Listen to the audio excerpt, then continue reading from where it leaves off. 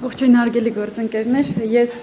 թվային տարբերակով միանգամից անցնեմ ամփոփմանը, այն բոլոր միտումները, որ ներկայացրեց պարոն Ղազարյանը, թվերի տեսքով հրապարակեմ։ Ամենապոպուլյար ցուցանիշներն եմ հրապարակելու մեր ոլորտը, եթե կլինեն հավելյալ հարցեր, իհարկե նաև կանդրադառնանք այլ ցուցանիշների։ Հենց սկսեմ միգրացիոն միտումներից, ամենաընդհանրական ցուցանիշը սահմանահատումներն են, եւ մենք անցյալ տարին ամփոփելիս հանրայնացրեցինք 8660 թիվը, որպես առաջին անգամ գրանցված դրական ցուցանիշ, երբ Հայաստանի Հանրապետության քաղաքացիների մուտքերի եւ ելքերի տարբերությունը հերիք չէ դրական էր, բացասական չէր, նաեւ բավականին զգալի էական թիվեր 8660, բայց այս անգամ արդեն 26-ի առաջին կիսամյակը նկարագրելիս մեկ ուրիշ նորիուղություն ենք արձանագրել, դա այն է, որ առաջին կիսամյակում եւս Հայաստանի Հանրապետության քաղաքացիների սահմանահատումների տարբերությունը դրական է։ Սա կրկին բացառիկ ցուցանիշ է այն իմաստով, որ սովորաբար ցուցանիշը բարելավում է տարվա երկրորդ կիսամյակում, հիմնականում պայմանավորված մեր աշխատանքային միգրացիայի ավանդական հոսքերով, որոնք գարնան սեզոնին որպես ելք են արձանագրվում մեր թվերում եւ աշնան սեզոնին որպես մուտք։ Այդուհանդերձ այս տարի մենք 1347 թիվն ենք արձանագրել որպես ելքերի մուտքերի տարբերություն։ Մուտքերը եղել են Հայաստանի Հանրապետության քաղաքացիների մասին է խոսքը 871409, ելքերը կազմել են 870062 եւ տարբերությունը ինչպես տեսնում եք դրական է։ Եթե համեմատելու լինենք նախորդ տարիների առաջին կիսամյակի համադրելի ցուցանիշների հետ, անցյալ տարի թիվը -20065 էր, դրա նախորդ տարին 2024 թվականի առաջին կիսամյակում թիվը -22893 էր։ Տարբերությունը ակնհայտ է։ Նույն միտումը ունենք նաև օտարերկրացիների մասով, կրկին էական աճ ենք արձանագրել սահմանահատումների տարբերության իմաստով, կազմում է 57953։ Նախորդ տարիների հետ համեմատելու իմաստով նշեմ 35000-ի սահմաններում թվեր են եղել 25 եւ 24 թվականների առաջին կիսամյակում եւ ընդհանուր ամփոփիչ թիվը իսկապես տպավորիչ է 59300 է, այսինքն Հայաստանի Հանրապետության քաղաքացիների եւ օտարերկրացիների թվերը իրար գումարած վերջն արդյունքում առաջին կիսամյակում Հայաստանի Հանրապետություն մուտք է գործել 59300-ով ավել անց, քան դուրս է եկել Հայաստանի Հանրապետությունից։ Նախորդ երկու տարիների համադրելի ցուցանիշը եղել է 10-ից 15000-ի շրջանակում, այս տարի մոտ 60000։ Սրանք են այսպես էական ցուցանիշները։ Հիմա առանձին ներկայացնեմ ոլորտային նաև ցուցանիշները։ Կացության կարգավիճակներից առաջարկում եմ սկսել ընդհանուր առմամբ ֆիքսենք, որ բոլոր միգրացիոն գործընթացներում առանձին վերցրած մենք էական աճ ենք արձանագրում, էական կամ ոչ էական, բայց աճի միտում ունենք մատուցվող ծառայությունների տպագրվող փաստաթղթերի իմաստով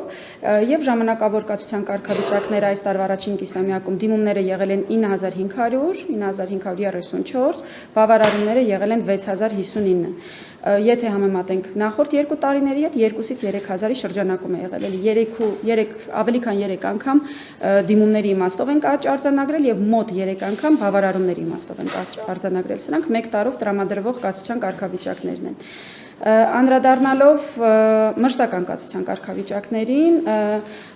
աճ էլի կա, բայց ավելի փոքր է, նախորդ տարիներին 1005-ից 1700-ի շրջանակում էր դիմումների թիվը, անձինք ովքեր ցանկացել են 3 տարով կացության կարգավիճակ ստանալ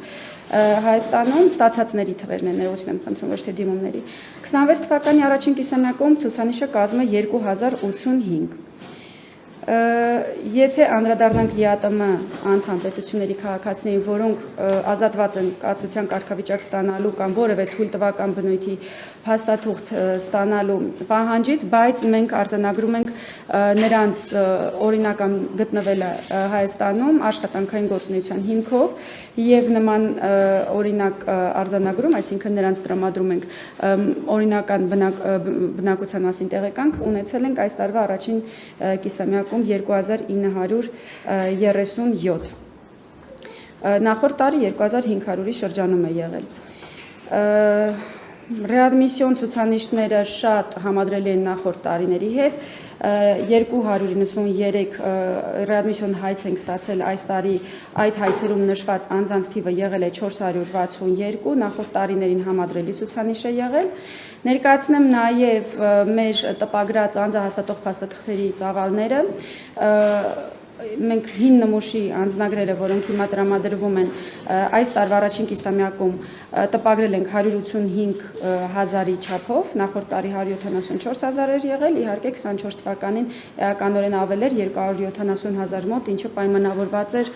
այն հանգամանքով, որ 2022 թվականին մենք մոտ 100,000 երկու տարի վավերականության ժամկետով փաստաթուղթ էինք տպագրել եւ 2024-ին դրանց ժամկետը ավարտվում էր։ Նույնականացման քարտերի մասով իհարկե հայտնի է, որ պահանջարկը աճել է պայմանավորված հայտարարագրման պահանջով, նաեւ տարեսկզբին կարճ ժամանակատված ունենք էլեկտրոնային պայմանագրերի պահանջը եւ այս տարվա առաջին կիսամյակում մոտ 160,000 նույնականացման քարտ ենք տպագրել, մինչդեռ օրինակ 2024-ին ողջ տարվա ընթացքում էինք այդքան տպագրել։ Նշեմ նաեւ ապաստանի ցուցանիշները, ապաստանի հայցերը այս տարվա առաջին կիսամյակում կազմել են 358, բավարարումները 94։ Այս տարի մեծ է մեր մերժումների ցուցանիշը 190 է, նախորդ տարիներին մոտավորապես կեսն էր։ Սրանք այն ընդհանուր բնութագրիչներն էին, որոնց միջոցով կարելի էր պատկերացում կազմել միգրացիոն ընդհանուր պատկերի մասին եւ գործընթացների միտումների մասին Հայաստանի Հանրապետության, բայց հնդհացս ընդհանուր ծառայության աշխատանքները ամփոփելու տրամաբանության մեջ նաեւ ներկայացնեմ, որ ինչպես գիտեք, առաջիկայում աշնանը, ինչպես խոստացել ենք, կմեկնարկենք արդեն կենսաչափական նոր անձահաստատող փաստաթղթերի տպագրությունը եւ տրամադրումը մեր քաղաքացիներին, ընդ որում խոսքը ոչ միայն կենսաչափական անձնագրի եւ կենսաչափական նույնականացման քարտի մասին է, այլ գրեթե բոլոր տեսակի անձահաստատող փաստաթղթերի, այդ թվում փախստականին տրամադրվող, ինչպես նույնականացման քարտ, այնպես էլ կոնվենցիոն ճամփորդական փաստաթուղթ, քաղաքացիություն չունեցող անձանց, կացության կարգավիճակները եւս պլաստիկ քարտի, ID քարտի տեսքով կենսաչափական փաստաթղթեր են լինելու եւ այլն։ Ունենալու ենք առաջին փուլում 14 գրասենյակներ մասնավորի կողմից բացված, միտում ունենք այս նոր գրասենյակներով նոր ձևաչափով հանրային ծառայությունների մատուցման նոր նշաձող սահմանել մեր երկրում եւ կոտրել այն կարծրատիպը, որ անձնագրային ծառայությունների որակը, ծառայությունների մատուցման որակը ցածր է, պայմանները եւ ենթակառուցվածքը հնամաշ են, մենք այստեղ թռիչքաձև նորամուծություն եւ ներդրումներ ցույց կտանք շատ շուտով, ընդհանրապես մոտավորապես 2 ամսից։ Նշեմ նաև, որ փաստաթղթերի բնականաբար տրամադրման պայմաններն էլ փոփոխվելու են, եթե մեր կենսաչափական անձնագրերը, որոնք տրամադրվեցին մինչև 24 թվականի սկիզբ, արժեին 25,000 դրամ, ապա նոր կենսաչափական փաստաթուղթը, որը միանգամայն մրցունակ է աշխարհում իր անվտանգային բաղադրիչներով եւ համապատասխանում է Եվրոպական միության այս պահին ամենաբարձր չափանիշներին, արժանանալու է 28,650 դրամ եւ նույնականացման քարտը արժանալու է 5,950 դրամ։ Անձնագիրը տրամադրվելու է 10 տարի ժամկետով, նույնականացման քարտը 5 տարի ժամկետով։ Նորություն է նաեւ այն, որ նույնականացման քարտ ծնողի կամ արտահայտությամբ կարող են ստանալ նաեւ մինչեւ 16 տարեկան անչափահասները, իսկ 16 տարեկանից սկսած մեր նոր անձահաստատող փաստաթղթերի մասին օրենքով, որը ուժի մեջ կմտնի մինչև նոյեմբերի 1-ը, պարտադիր է լինելու այս փաստաթուղթը 16 տարեկանից սկսած։ Անձնագիրը տրամադրվելու է նույնականացման քարտ ունեցող քաղաքացիներին, այսինքն նույնականացման քարտ ունենալը պայման է անձնագիր ձեռք բերելու համար,